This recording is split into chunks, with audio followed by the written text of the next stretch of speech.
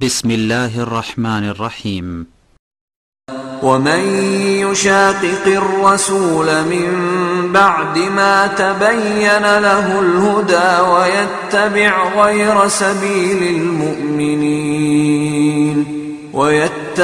غير سبيل المؤمنين نوله ما تولى ونصله جهنم وساءت مصيرا.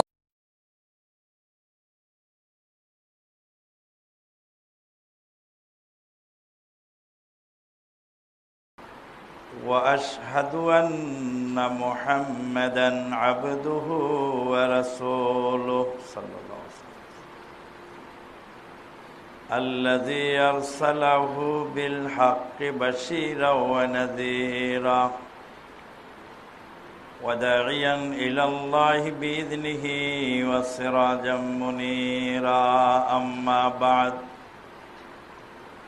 فإن خير الحديث كتاب الله وخير الهدي هدي محمد صلى الله عليه وسلم وشر الأمور محدثاتها وكل محدثة بدعة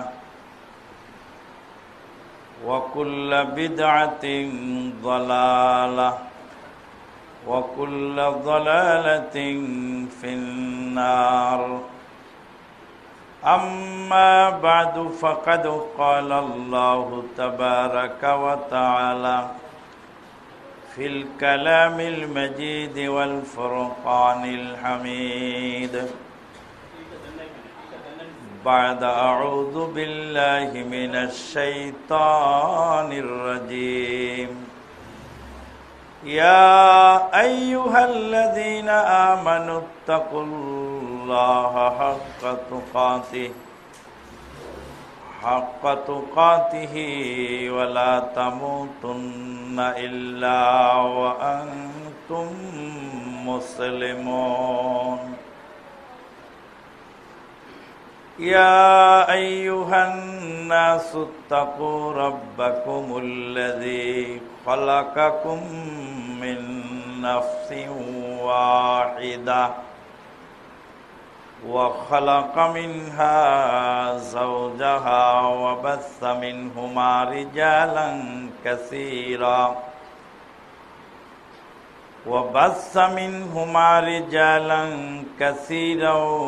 ونساء واتقوا الله الذي تساءلون به والأرحام إن الله كان عليكم رقيبا.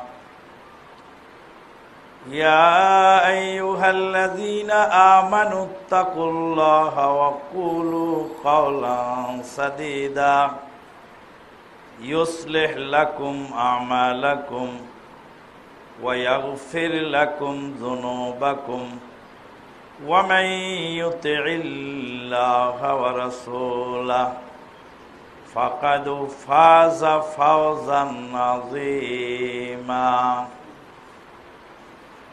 وقال تعالى: اتبعوا ما أنزل إليكم من ربكم ولا تتبعوا من دونه أولياء قليلا ما تذكرون.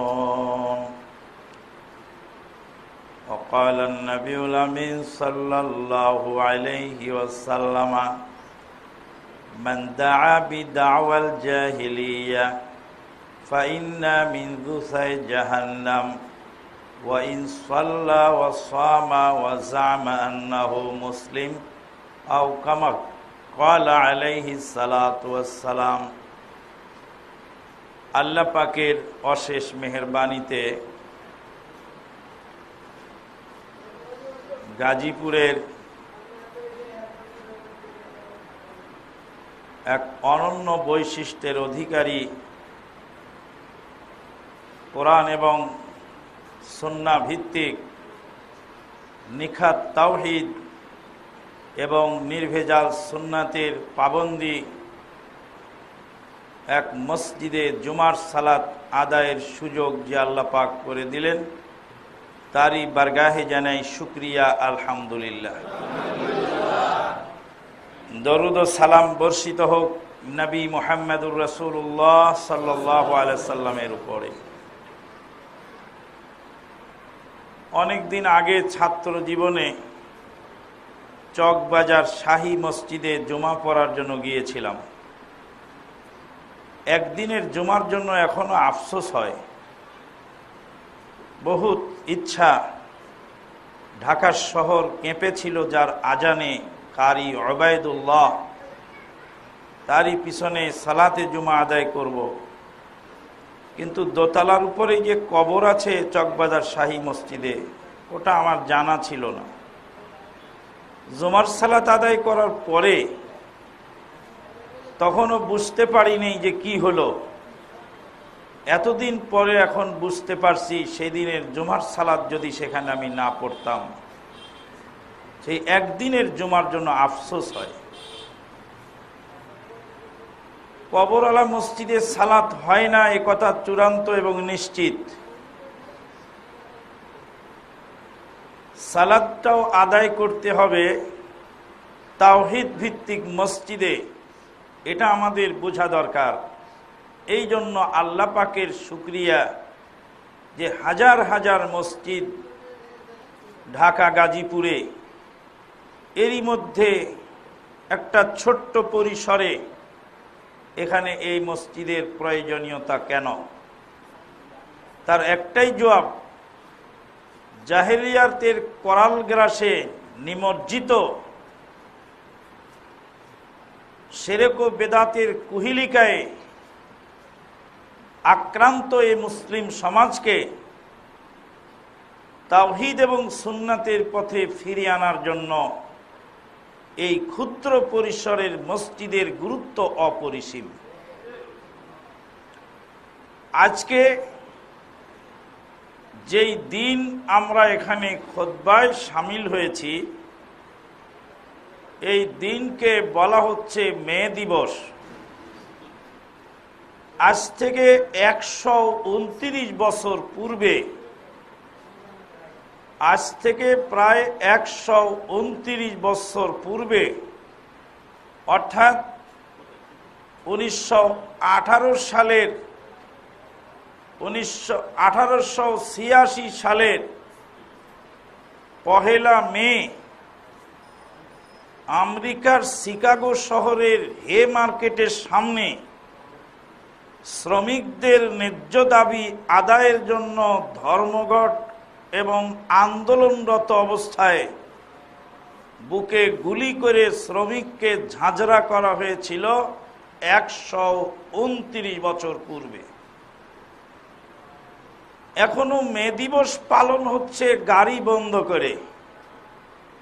বহুবার শ্রমিক ইউনিয়নকে বলা হয়েছে আমাদের পক্ষ থেকে, গাড়ি বন্ধ করলে শ্রমিকের কল্যাণ হয় না, শ্রমিকের অকল্যাণ হয়।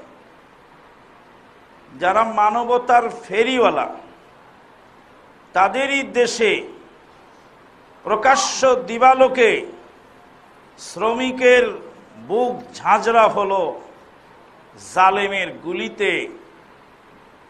আজও পর্যন্ত শ্রমিকের ন্যায্য অধিকার আদায় হয়নি। গাড়ি বন্ধ করলে শ্রমিকের ক্ষতি হয়, যুগের পর যুগ ধরে এই ক্ষতি করেই চলেছেন তারা। গাড়ির মালিকের 10 দিন বন্ধ থাকলে চলে, কারণ উনি পয়সাওয়ালা। কিন্তু যিনি শ্রমিক, তার 1 দিন বন্ধ থাকলে চলে না।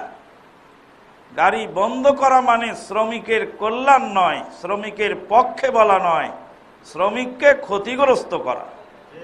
এ কথা বুঝাবার ক্ষমতা আমাদের নেই। প্রথম বিশ্বযুদ্ধে এবং দ্বিতীয় বিশ্বযুদ্ধে মানুষ মারা গেল 68 মিলিয়ন। এক যুদ্ধে 50 মিলিয়ন, আর এক যুদ্ধে 18 মিলিয়ন। মোট 68 মিলিয়ন লোক মারা গেল 2 যুদ্ধে, 2 বিশ্বযুদ্ধে। 68 মিলিয়ন লোক যারা হত্যা করলেন তারা হলেন আজ মানবাধিকারের ঠিকাদার। নবী মুহাম্মদ রাসূলের জীবদ্দশায় প্রায় 48টি যুদ্ধ সংগঠিত হয়েছে ইসলামে। 48টা যুদ্ধের মধ্যে গোটা 48টা যুদ্ধ মিলিয়ে প্রায় 1000-এর বেশি লোক মারা যায়নি। 48টা যুদ্ধে 1000-এর বেশি লোক মারা যায়নি। আর 2টা যুদ্ধে যারা 68 মিলিয়ন লোক হত্যা করলেন তারা মানবতার ঠিকাদার। ইসলামের যুদ্ধের মধ্যে কোন যুদ্ধেই সিভিল লোক মারা যায়নি, সব ব্যাটল ফিল্ডের যোদ্ধারা মারা গেছে। এখন সিভিল লোককে তো মারা হয়, হাসপাতালেও মারা হয়, শিশুপল্লীতেও মেরে মানবতার ঠিকাদারি চালানো হচ্ছে।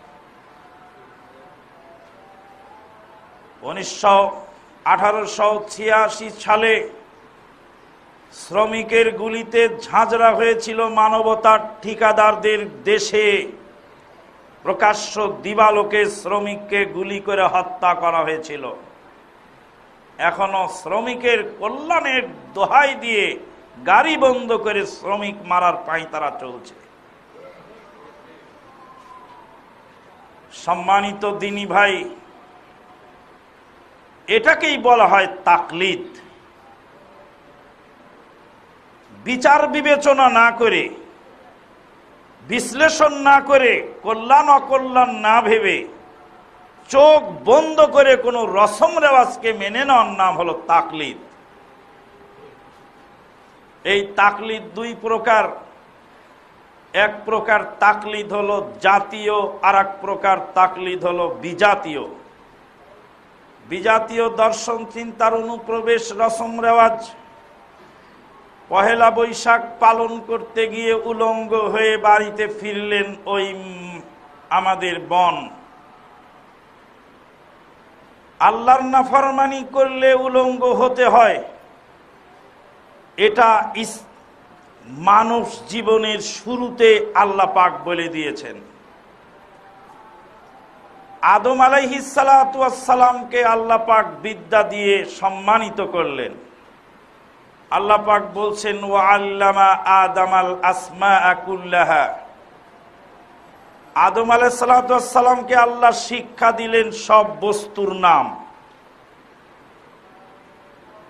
মানুষের জন্য সর্বপ্রথম অনুদান আল্লাহ পাকের তরফ থেকে, সেটার নাম হলো ইলম। আল্লাহ পাক আদম আলাইহিস সালাতু ওয়াস সালামকে সব বস্তুর নাম শিখিয়ে দিলেন।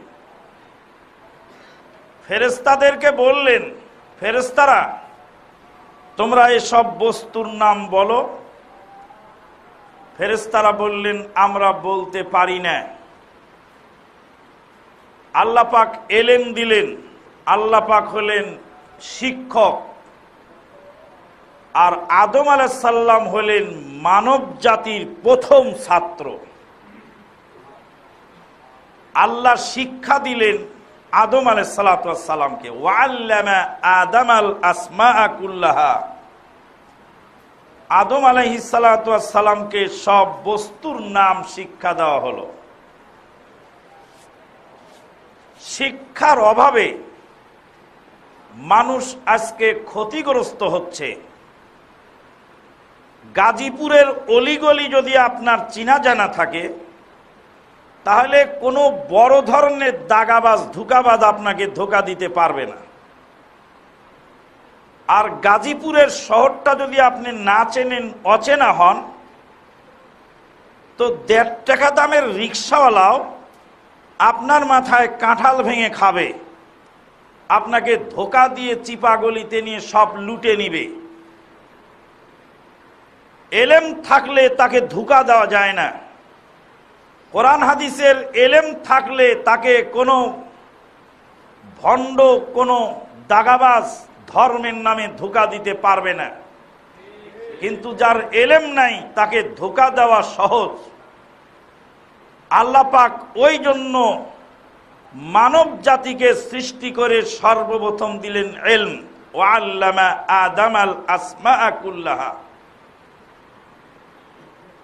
এবার এই এলেমের পরীক্ষা নিলেন, ফেরেশতাদেরকে বললেন তোমরা বলো এই সব বস্তুর নাম। ফেরেশতারা বললেন আমরা বলতে পারবো না। ক্বালু সুবহানাকা লা ইলমা লানা ইল্লা মা আল্লামতানা। ওই মুফতি সাহেব, যে মুফতি সাহেব অনুমান করে বলছেন বগলে পুতুল রেখে আল্লাহর নবীর জামানায় মানুষ আসতো তাই রফুলিয়া দাইন করতে বলা হয়েছে, ওই মুফতি যে দাগাবাজ, সে যে মিথ্যুক, সে যে বিনা এলেমে কথা বলে, ফেরেশতাদের কাছ থেকে তার শিক্ষণীয় হলো এই ক্বালু সুবহানাকা লা ইলমা লানা ইল্লা মা আল্লামতানা। ফেরেশতারা বললেন আল্লাহ আপনি যা শিখিয়েছেন ও ছাড়া আমাদের কোনো এলেম নাই, আমরা বলতে পারবো না। ফেরেশতারা সারেন্ডার করলেন, তাদের সম্মানের খেলাফ হয় নাই। না জেনে মিথ্যা ফতুয়া দেওয়া, না জেনে মিথ্যা কথা বলা, না জেনে অমক এলাকার লোক ইহুদিদের দালাল, অমক ডাক্তার সাহেব ইহুদিদের দালাল, না জেনে এইগুলি বলা, যারা বলে অভ্যস্ত তাদের জন্য এই আয়াত চূড়ান্ত শিক্ষা। ফেরেশতারা বললেন আমরা বলতে পারবো না, আমাদের বিদ্যা নাই। ক্বালু সুবহানাকা লা ইলমা লানা ইল্লা মা আল্লামতানা। আল্লাহ পাক আদম আলাইহিস সালামকে বললেন আদম এবার তুমি বলো। আদম আলাইহিস সালাম সব বস্তুর নাম বলে দিলেন। আল্লাহ পাক ফেরেশতাদেরকে বললেন এবার আদমের সামনে মাথা নত করে সারেন্ডার করো, উস্তাদ মেনে নাও। তোমরা পারলে না আর উনি পারলেন, তোমাদের চেয়ে উনি মর্যাদাবান, অতএব মাথা নত করো। মুফতি সাহেব আপনি বুখারীর হাদিসটা খুঁজে পান নাই, কিন্তু একজন টেকনিক্যাল কলেজের ছাত্র খুঁজে পেয়েছেন। ওনার সামনে আপনাকে মাথা নত করতে হবে, ওনার কাছে আপনাকে আত্মসমর্পণ করতে হবে। এজ এ ম্যান হিসাবে নয়, এজ এ টিচার হিসাবে আপনার কাছে নাই, ওনার কাছে আছে। ফেরেশতারা সিনিয়র, আল্লাহ পাক ফেরেশতাদেরকে অনেক আগে সৃষ্টি করেছেন আর আদম আলাইহিস সালামকে সৃষ্টি করলেন পরে। এহেতু আদম আলাইহিস সালাম হলেন জুনিয়র, জুনিয়রের কাছ থেকে এবার সিনিয়রের শিক্ষণীয় এসে গেল। আর সিনিয়রকে আল্লাহ বললেন তুমি মাথা নত করে সারেন্ডার করো আদমের সামনে। এটা আদম মাটির মানুষ হিসাবে নয়, তার বিদ্যার কারণে তোমরা বলতে পারো নাই, সে পেরেছে। 43 বছর বুখারী পড়ানোর পরে শিরক বেদাত আপনি বোঝেন না। 43 বছর বুখারী পড়িয়েছেন, আপনি শিরক কোনটা বেদাত কোনটা বোঝেন নাই। কিন্তু ইউনিভার্সিটির ছেলেটি বুঝতে পেরেছে, হতে পারে সে তরুণ উদীয়মান, তার অন্য কোনো সমস্যা আছে। ওই সমস্যার কারণে কি বুখারী নাই হয়ে যাবে?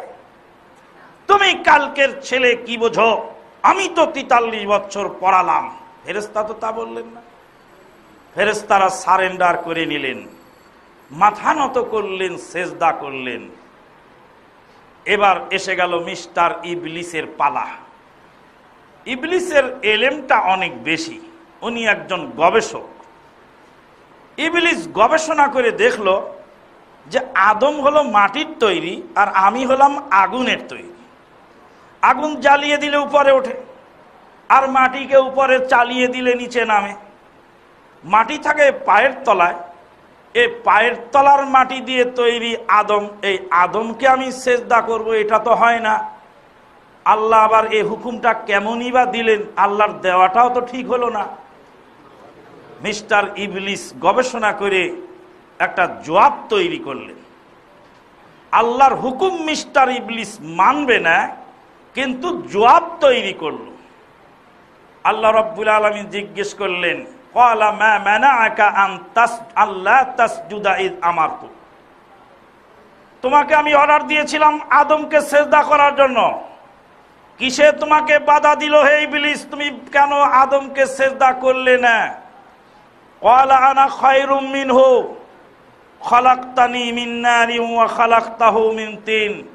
হে আল্লাহ, আমি ওর চেয়ে উত্তম, আমাকে আপনি তৈরি করেছেন পানি আগুন দিয়ে, আর ওকে তৈরি করেছেন মাটি দিয়ে, ওর সামনে আমি মাথা নত কিভাবে করি? মিস্টার ইবলিসের কথায় বোঝা যাচ্ছে যে আল্লাহ পাক জানেন না যে আদমকে কি দিয়ে বানিয়েছেন আর ইবলিসকে কি দিয়ে বানিয়েছেন। তাই তো ইবলিস আবার আল্লাহকেও শিখাচ্ছেন। এবার বলছেন যে আল্লাহ, আপনি ওকে বানালেন মাটি দিয়ে আর আমাকে বানালেন আগুন দিয়ে, তা আমি তোর চেয়ে উত্তম হয়ে তার সামনে আমি মাথা কি করে নত করি? আল্লাহর হুকুম ভেস্তে গেল, আল্লাহর হুকুম মানা গেল না। মিস্টার ইবলিসের গবেষণার কারণে বুখারীতে একটি হাদিস আসছে, পায়ের সাথে পা মিলিয়ে দাঁড়াও। তারাসু মানে হলো একটা ইঁটকে আর একটা ইঁটের সাথে সিমেন্ট বালু দিয়ে যেভাবে জোড়া লাগানো হয়, ওইভাবে একজন আর একজনের পায়ের সাথে জোড়া লাগিয়ে মিলে যাও। সাহাবায়ে কেরামগণ বলেন, আল্লাহর রাসূল সাল্লাল্লাহু আলাইহি ওয়াসাল্লামের নির্দেশ পেয়ে আমরা আমাদের সাথীদের পায়ের সাথে পা, কাঁধের সাথে কাঁধ মিশিয়ে দাঁড়াতাম, মিলিয়ে দাঁড়াতাম। হাদিস বুখারীতে বিদ্যমান। তরুণ উদীয়মান যুবক ভাইটি হয়তো তার দাড়ি মুছ নাই, হয়তোবা সে ফুল প্যান্ট পরে, হয়তোবা তার আরো অনেক ত্রুটি বিচ্যুতি আছে, হাদিস পাওয়ার সাথে সাথে গ্রহণ করে নিয়েছেন। এবার মুফতি সাহেবের পালা। মুফতি সাহেব বলছেন যে হাদিস তো আছে বুঝলাম, এটা তো নবীর হাদিস, তা মুরব্বির পায়ের সাথে পা কি করে লাগাই? এবার মিস্টার ইবলিসের গবেষণার সাথে ওই মুফতি সাহেবের গবেষণা মিলে গেছে। বুখারীর হাদিসকে বাইপাস করার জন্য মুফতি সাহেব যা বলছেন, আল্লাহর ওয়ার্ডারকে বাইপাস করার জন্য মিস্টার ইবলিস তাই বলেছিলেন। বন্ধুগণ, এলেম থাকা ভালো, কিন্তু এলেম এত বেশি ভালো না। আল্লাহর এলেমের সামনে মাথা নত করার নাম হলো এলেম। আল্লাহর এলেমকে উল্টানোর নাম এলেম নয়। রাসূলের এলেমের সামনে মাথা নত করার নাম এলেম। বুখারীর হাদিস আছে, পায়ের সাথে পা মিলিয়ে দাঁড়াতে হবে, অবশ্যই মিলাতে হবে, বিকল্প কোনো সুরত তরিকা নয়।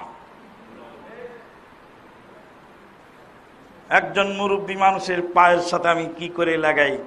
আরে আপনি মুরব্বীর পায়ের সাথে লাগাতে যাবেন কেন? মুরব্বীকে বলেন আপনিই লাগান, যাতে বেয়াদবি না হয়।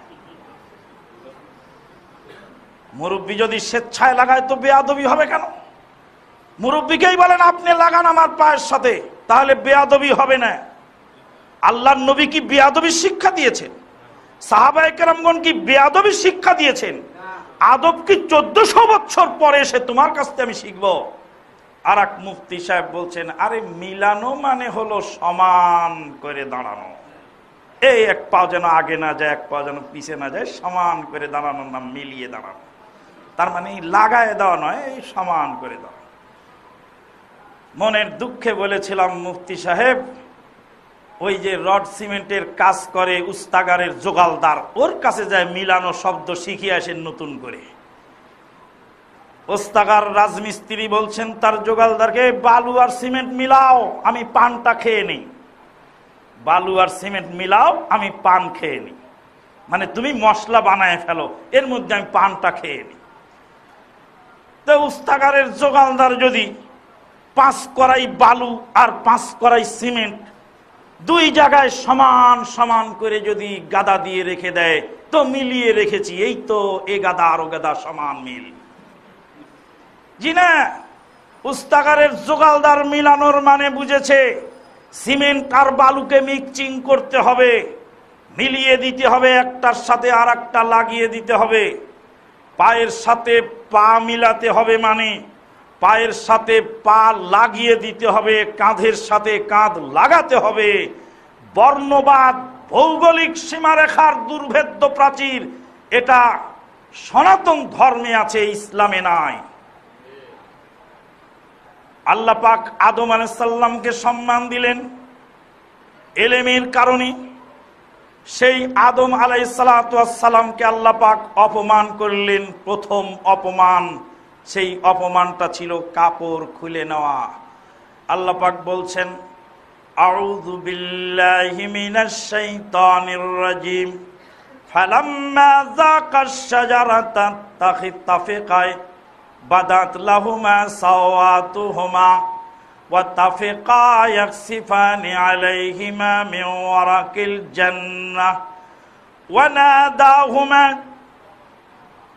রাব্বুহুমা আলাম আনহাকুমা আন তিলকুমাশ শাজারা ওয়া আকুল লাকুমা ইন্নাশ শাইতানা লাকুমা আদুউম মুবিন ক্বালা রাব্বানা যালামনা আনফুসানা ওয়া ইল্লাম তাগফির লানা ওয়া তারহামনা লানাকুনান্না মিনাল খাসিরিন।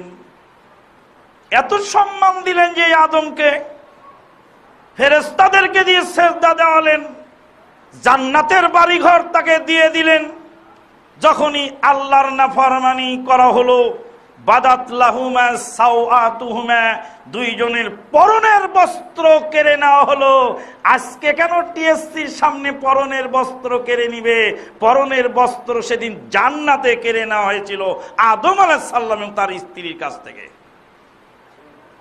আল্লাহর নাফরমানি করলে, কোরআন সুন্নাহর বাইরে চললে, যুগে যুগে কালে কালে ভাবে অপমান অপদস্থ হতে হবে।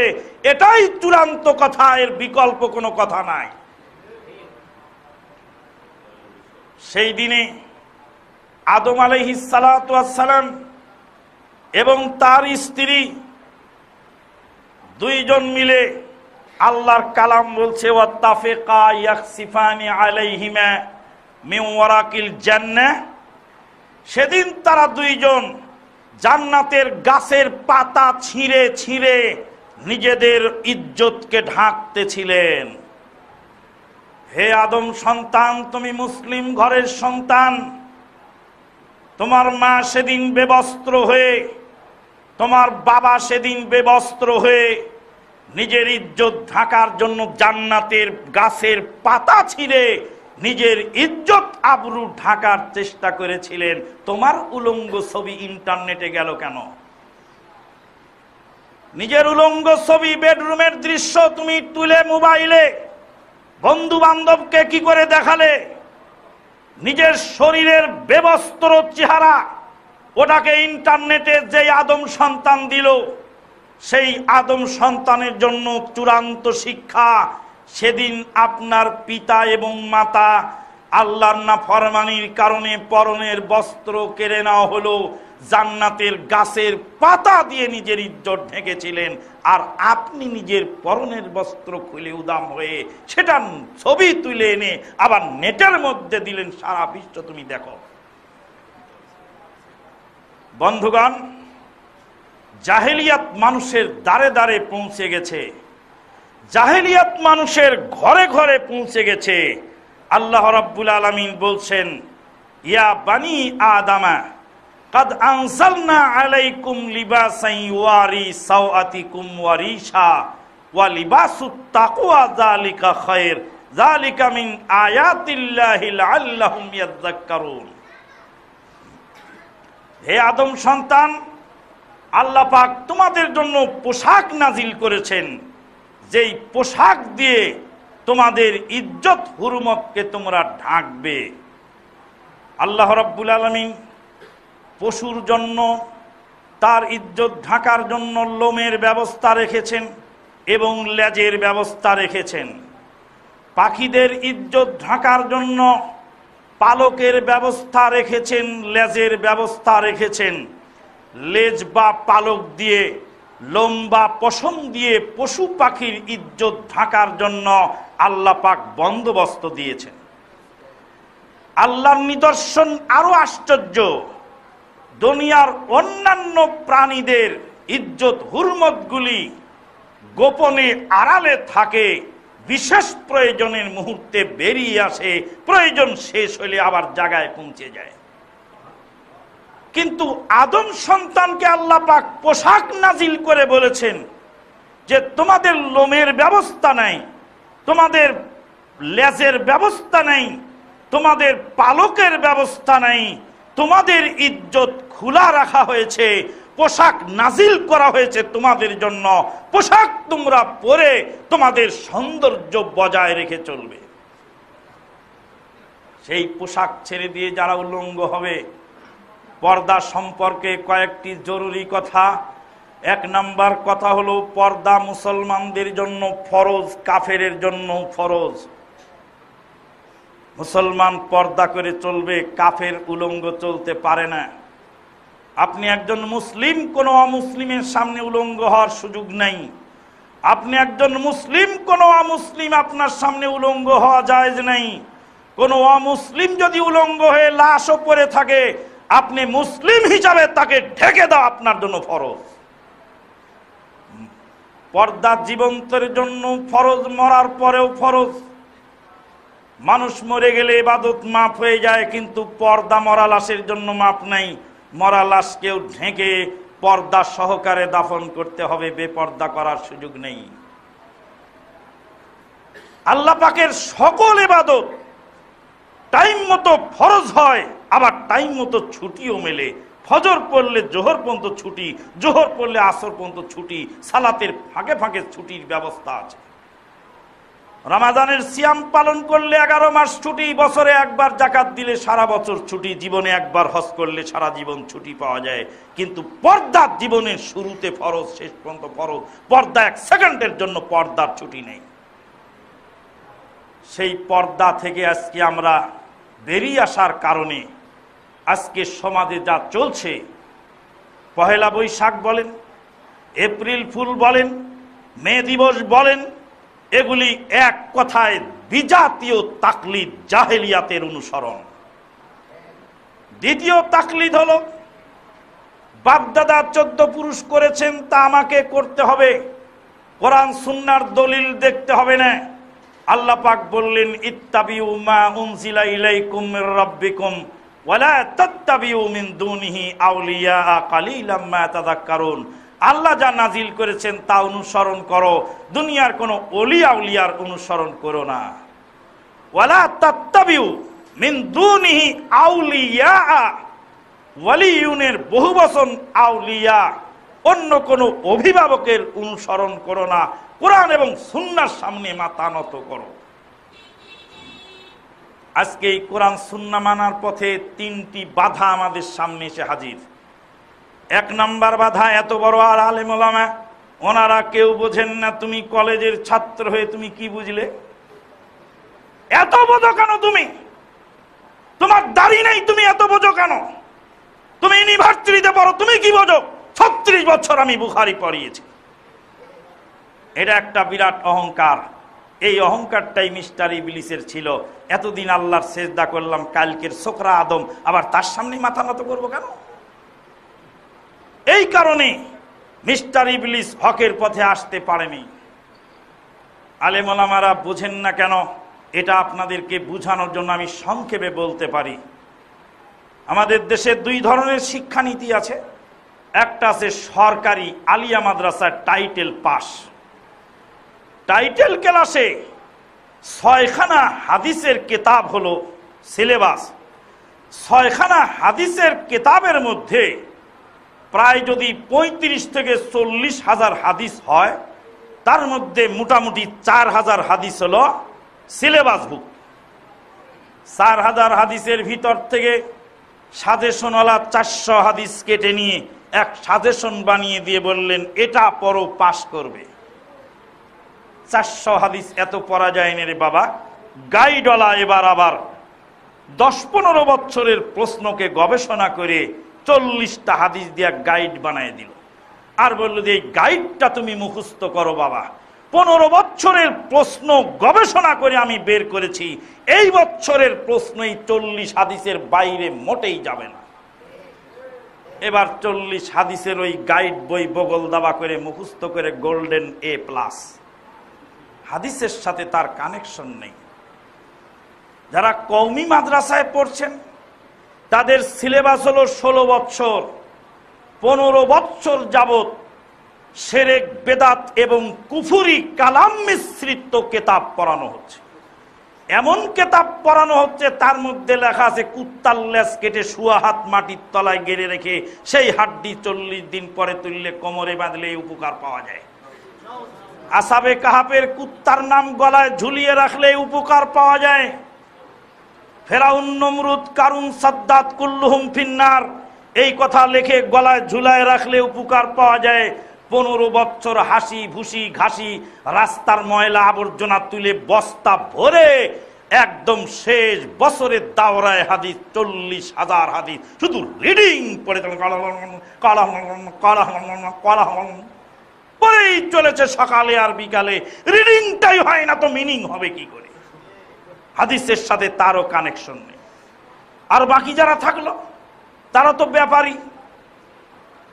তো ব্যাপারী। বর্তমান আলেম সমাজের হালত কি?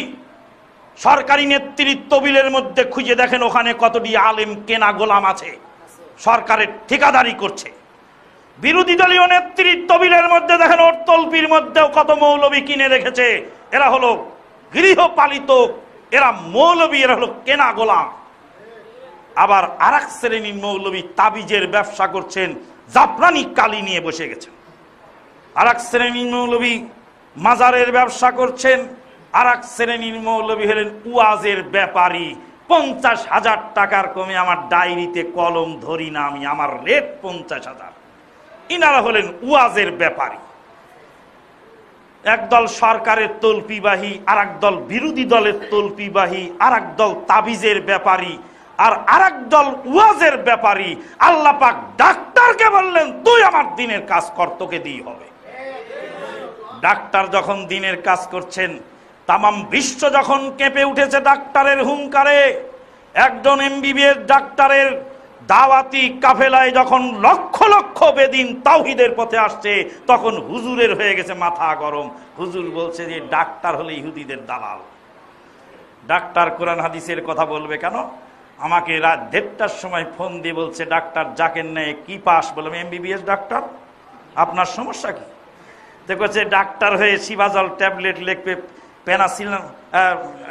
লিখবে, প্যারাসিটামল লিখবে, ফাইটামল লিখবে, আরো কত কিছু ওষুধ পানি লিখবে। ধর্মের কথা বলে কেন? বললাম ইসলাম তো সনাতন ধর্ম নয় যে ঠাকুর ছাড়া কেউ পড়তে পারবে না। ইসলাম এমন এক ধর্ম প্রত্যেকের চর্চা করার অধিকার আছে। তাহলে আলেম ওলামা বোঝে না কেন? যে ব্যবসা করে খায় সে বুঝবে কেমন করে? যে লোক ঘুমিয়ে আছে তাকে জাগানো যায়, কিন্তু জেগে জেগে যে ঘুমায় তাকে আপনি জাগাবেন কি করে? ব্যবসা তো সে চালু করছে, তো আপনার কথা সে কি করে মানবে? 2 নম্বর হলো এত লোক কেউ বুঝলো না, তুমি বুঝলে একাই। সারা পৃথিবীতে 600 কোটি মানুষ, 600 কোটি মানুষ আকাশের দিকে তাকাবে।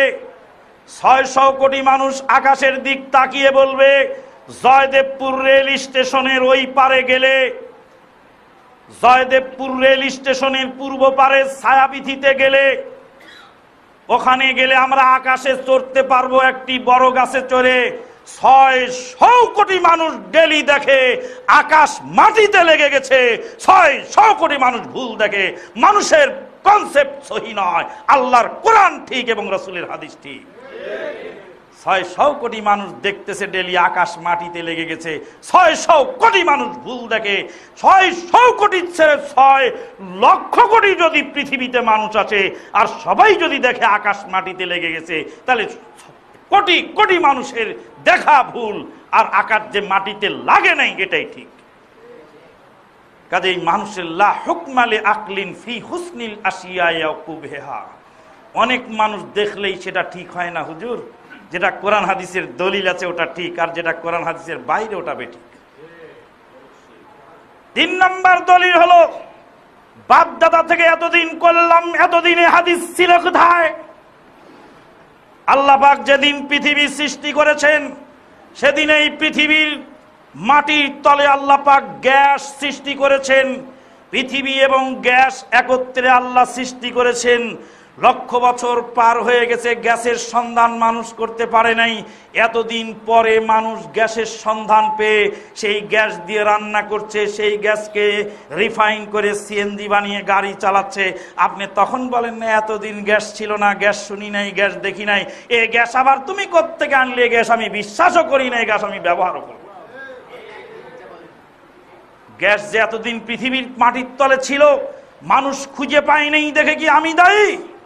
জি না, 1400 বছর পূর্বে আল্লাহর নবী সাল্লাল্লাহু আলাইহি ওয়াসাল্লাম বলেছেন কথা, 1200 বছর পূর্বে ইমাম বুখারী সহিহ বুখারীতে লিপিবদ্ধ করেছেন, সেটা লেখা আছে। আপনি পড়েন নাই সেজন্য আমি দায়ী? আপনি পান নাই সেজন্য আমি দায়ী?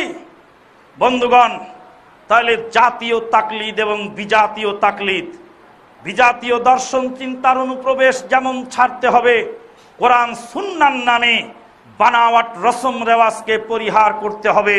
কোরআন সুন্নাহ ভিত্তিক, দলিল ভিত্তিক যেই কথাগুলি আছে সেটা যাচাই করে নিতে হবে।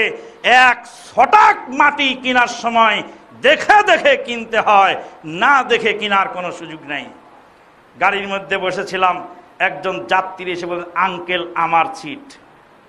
বলে তোমার সিট মানে? এটা আমার সিট তো। বলছে না আঙ্কেল, এটা আমার সিট।